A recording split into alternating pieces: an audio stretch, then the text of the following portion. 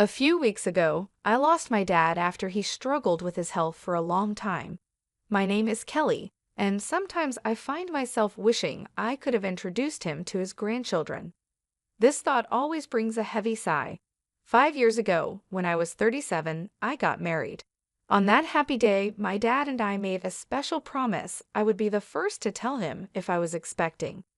Sadly, that's a promise I will never be able to keep, and it's the biggest regret I have about my dad. His illness was discovered a year ago, and since then, I did everything I could to be there for him. I visited our childhood home more often, spent many hours at the hospital with my mom, and made sure to call or video chat even more. Despite all of this, I sometimes wonder if it was enough. I often think to myself, could I have done more? Lost in thought, I whispered these words, and my mom, always supportive, comforted me, saying, "Kelly, you did everything you could. Your dad knew that, and he was proud." Just then, my sister Julia walked in with a man who looked to be about 45, probably the lawyer. "This is Scott, the attorney," she introduced him, and my mom quickly offered him a seat. As soon as we all sat down, Julia couldn't hold back and mentioned that the lawyer said Dad left us a significant inheritance. I couldn't help but respond, "Julia, you know it's not all yours." That comment instantly changed the mood. My sister and I have always had a rocky relationship, made worse by our dad's illness. Her refusal to visit our dad, even though I tried to bring them closer, didn't help. Her attitude has always been a problem, and it became even more noticeable during these difficult times. Looking back, my words to her might have been too harsh, driven by my worry for our father. However, her response didn't make things better. "You're an adult. There's no need to be so stubborn," I pointed out, to which she snapped back, "I'm not being stubborn. Living in the city and traveling to the countryside isn't as simple as you think. It's just a 5-hour drive." I responded, but she argued back, saying that those 5 hours aren't just about time, it costs money. And yes, money is important to her. She told me she's busy and asked me to stop bothering her. That ended our conversation. Despite the distance, I always thought she could make an effort to visit now and then. This belief was a big reason why our relationship started to fall apart. In the end, she never visited our father, and the distance between us only grew. The tension in the room increased until the lawyer stepped in and suggested we all take a moment to calm down. I apologized, saying, "I'm sorry," which seemed to make things a bit better. The lawyer then explained, "As I mentioned over the phone, I'm here about your father's will." My mother, looking confused, asked quietly, "When was this arranged?" The lawyer replied, "A few weeks before he passed. Your father reached out to me. He asked you to come to the hospital?" My mother asked. The lawyer answered, "Yes, I drafted the will there with him, and his primary doctor was there too. It was arranged that the doctor would notify me after your father passed, which is why I contacted you now." The lawyer then took out a white envelope and placed it in front of us. Recognizing my father's handwriting on the envelope, I whispered, "That's definitely Dad's handwriting." Julia, visibly impatient, demanded, "Just get on with it." "What does it say? You know I'm busy." The lawyer, with a slight smile, opened the envelope. Inside, there was a single piece of paper outlining the inheritance, the house, some land, some savings, and a storage shed. We knew about the house and the land, but the mention of a storage shed was new to me. My sister, frustrated, turned to the lawyer and asked, "Wait, what about the farm?" The lawyer echoed, a bit surprised, "Yes, the farm." I explained, our father used to work on it as a hobby. He had run a successful business in a nearby town, but decided to slow down after turning 55, thinking about closing the company to spend more time on his hobbies, including the farm. This new mention of the farm added another layer to our father's legacy and what he left behind during my high school years. I remember saying that I wanted to take life a bit slower. My sister, who was in college at the time, didn't agree with this more relaxed approach. But both my mom and I, worried about my dad's health, supported the idea. "Don't worry about money, Julia. We've got plenty of savings," my dad reassured her. Though hesitant, she eventually agreed. After that conversation, my dad did wind down his business and started farming close to our home. "There's something fulfilling about working with the land," he would say, his face lighting up with joy. Seeing how happy he was made me feel that we made the right choice, though Julia seemed less convinced. Despite promising to come back home after graduation, Julia chose to build her career near her university and eventually married the CEO of an IT firm she met through her job. That's how things were when my father took up farming until his health started to decline. Julia insisted that the farm be included in the inheritance. At her insistence, the lawyer checked the documents and found that the farm was actually leased land. I had mistakenly thought we owned a large piece of land. Julia seemed disappointed by this discovery, but knowing little about farming ourselves, I felt it might be for the best. The discussion then turned to how the inheritance would be divided. "The house and the surrounding land will go to the wife," the lawyer said. Julia smirked, probably thinking about how the remaining assets would be split. "The rest, including the savings and the storage shed, should be divided between you three," the lawyer suggested. "Savings? That means cash, right?" "I'll take that," Julia said, focusing on the money. "The total savings amount to approximately $300,000, and this sum is not subject to inheritance tax," the lawyer informed us. "I want the $300,000 in cash," Julia declared, feeling like she had won. But this didn't sit well with me, and I spoke up. "Hold on, I don't agree. Why should you get all the cash?" I protested. "Because I'm the eldest," she argued, as if that settled it. "Fine, you can have the storage shed. What's that even worth anyway?" she added dismissively, turning back to the lawyer for more details. "It's the shed next to the farm. Whoever inherits it will own the structure, the land it's on, and anything inside it," the lawyer explained. Suddenly, Julia's attitude changed when she heard there was additional land.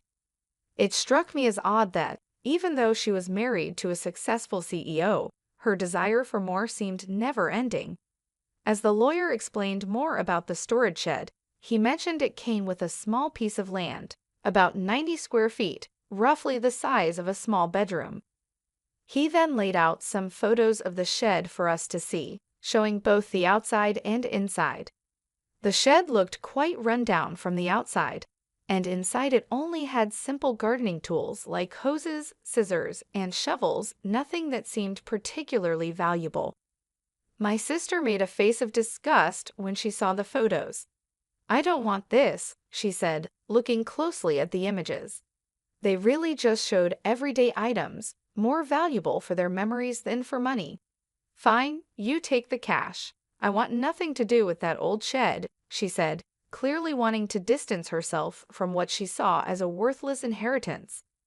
"Hold on, that seems unfair," I protested, realizing how uneven the division was. My sister quickly agreed to take the cash, knowing it was the more valuable option, leaving me with what she saw as worthless.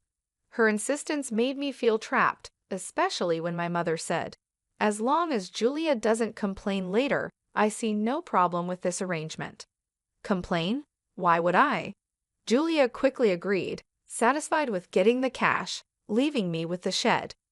I couldn't hide my disappointment, but before I could argue more, Julia dismissed my concerns, accusing me of being too sentimental. "You care more about our father than money, right?" she challenged, leaving me momentarily speechless. It's true that family should be valued over money, but her quick decision left me feeling unsettled. In the end, my mother inherited the house and land, Julia happily took all of Dad's savings, and I was left with the neglected shed. After agreeing to the division, Julia even signed a document promising not to dispute how the inheritance was split, laughing confidently as she did so. I couldn't contain my frustration and later expressed my disappointment to my mother. "Why didn't you support me?" I asked, feeling let down. My mother insisted she had helped, claiming that her involvement made sure I got the shed. But I'm not happy with just the shed, I argued, unable to see its value.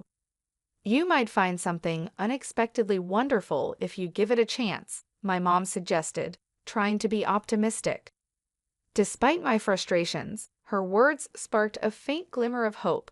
Maybe there was more to the shed than it seemed, a thought that left me wondering.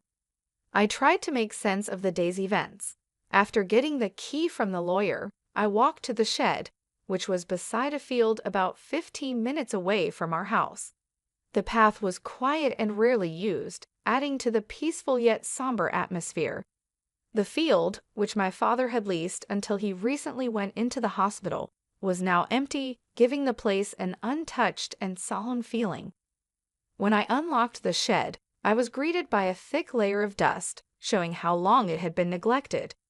"Wow, it's really dusty," I said, noticing the heavy scent of disuse in the air. Even though I felt a bit disappointed at first, I still hoped to find something special of my father's, maybe a keepsake hidden inside. As I looked around the shed, it quickly became clear that it was just a simple space filled with farming tools. These items might have held sentimental value, but they didn't seem particularly special at first glance.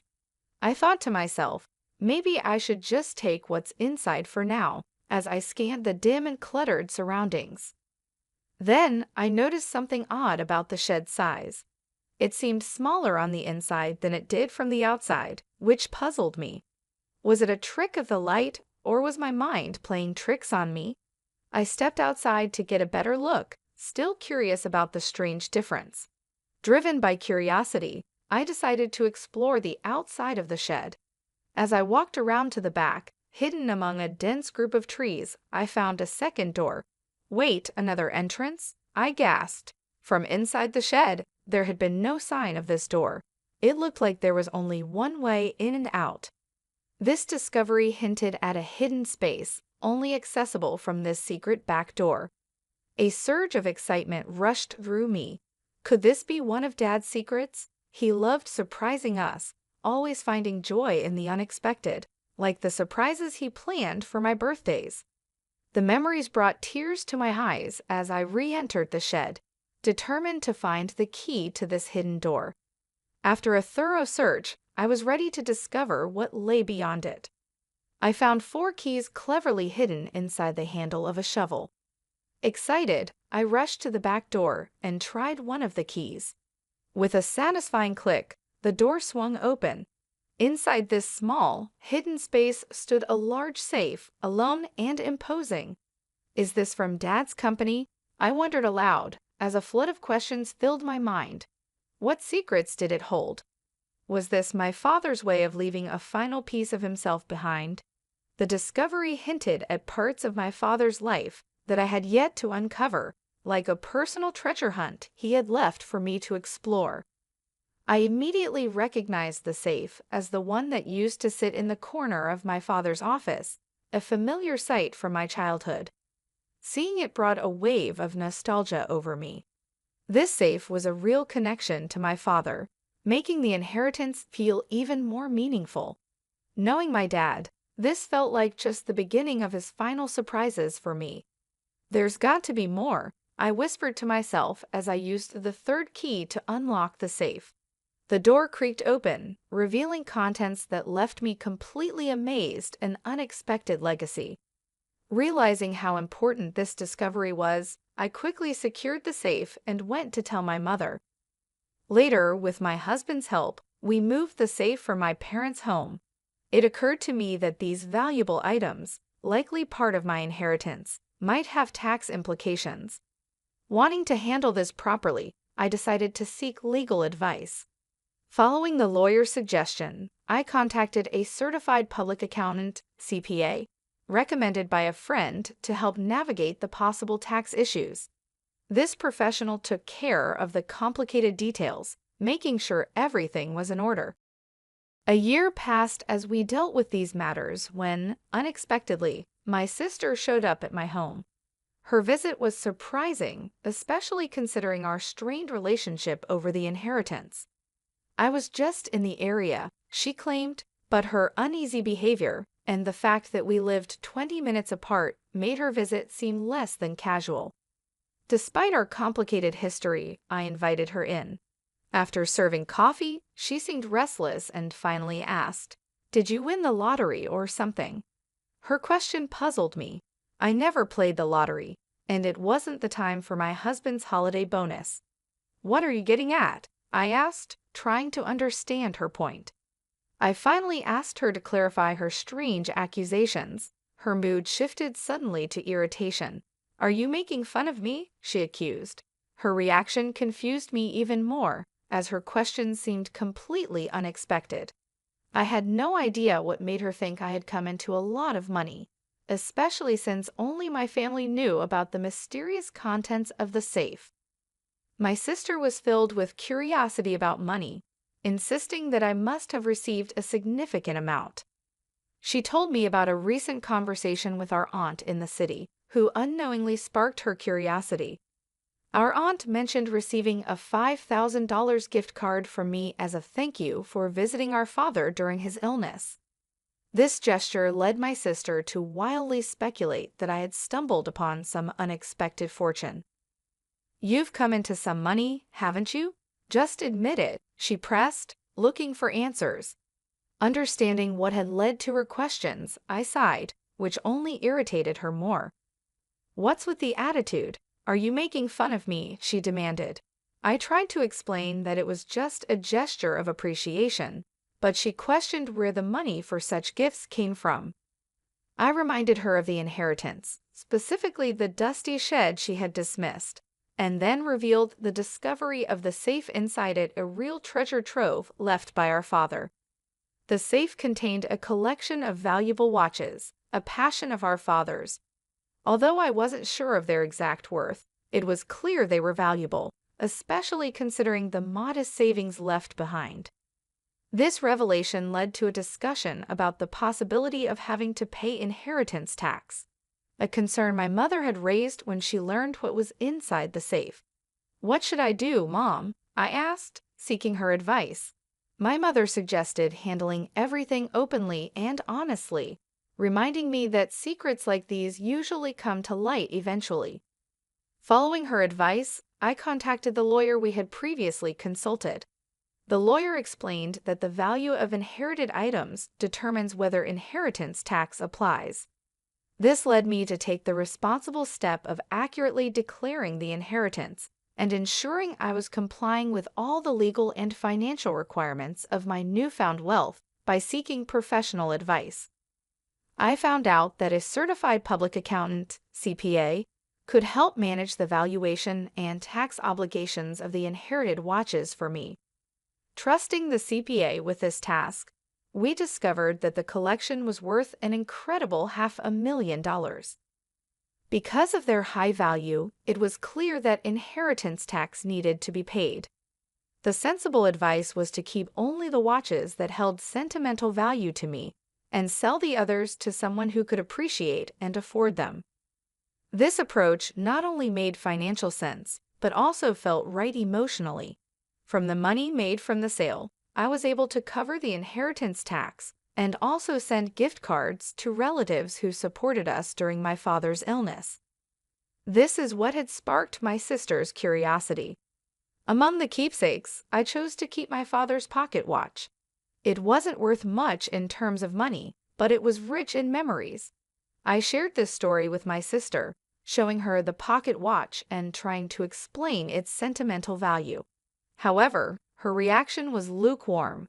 She seemed more interested in what was sold than what was kept. When she asked about the remaining watches and the safe, I told her it was our mother's house and explained its size and importance to our father's business. Her response was thoughtful, which left me feeling uneasy about her intentions. However, she left without asking any more questions, much to my relief, though I couldn't shake off an unsettling sense of worry. My fears were somewhat confirmed that very night when I received a distressing call from my mother, urging my husband and me to come to her house quickly. As we approached, the scene was alarming: red lights flashing in the darkness, police cars stationed outside. Pushing through the gathering crowd, I found my mother and learned what had happened. She'd been getting ready for bed when she heard strange noises that startled her. It sounded like someone was frantically searching through the house. With no one else home to help, my mother made a quick decision to escape through a window, driven by fear and desperation. Her description of the situation was unnerving, painting a picture of a night filled with panic and uncertainty. Under the cover of darkness, my mother had noticed the eerie glow of a flashlight moving inside the house, confirming her fears of a burglary. In a state of panic, she made her escape.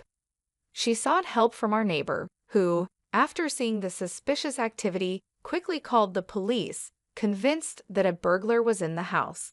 But the supposed intruder was actually my sister, Julia, who had decided to search the safe after hearing about my inheritance earlier that day.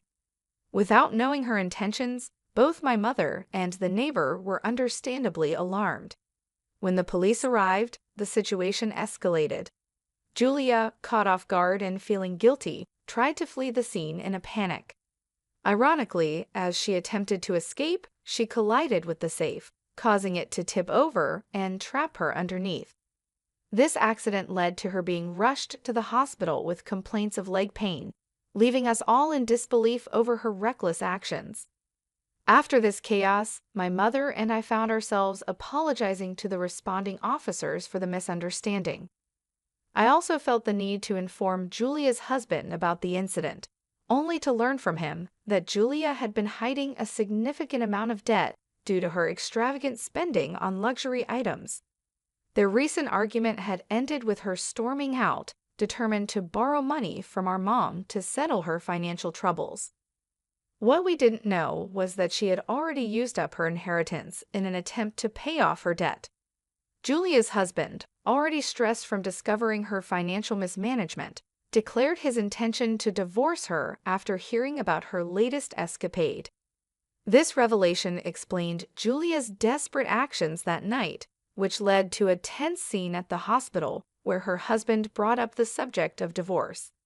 The entire ordeal turned into a dramatic clash, highlighting the serious consequences of Julia's actions and the turmoil they caused in our family. Julia was adamant, insisting, "I'm not getting a divorce, absolutely not." But the reality of her situation became clear when her husband presented the divorce papers. Faced with undeniable evidence of their broken relationship, she had no choice but to sign them. Now confined to her hospital bed, with a mix of shock and resignation, she was flipping through a part-time job magazine, clearly thinking about how to tackle her debt with new employment. While this turn of events was unfortunate, it offered a small glimmer of hope that she might finally take responsibility for her actions after everything that had happened. I made an important decision to move back to my childhood home. The chaos had definitely made me worried about my mother's well-being, but there was also a happier reason behind my choice I found out I'm expecting. After a lot of discussion, my husband and I agreed that moving back would be the best decision. This way, we can have my mother's support as our family grows. Even though I regret that my father couldn't be part of this joyful news, I find comfort in believing he would have shared in our happiness. As I step into this new chapter, the excitement of welcoming a healthy child fills me with peace and hope for the future, despite the recent family troubles.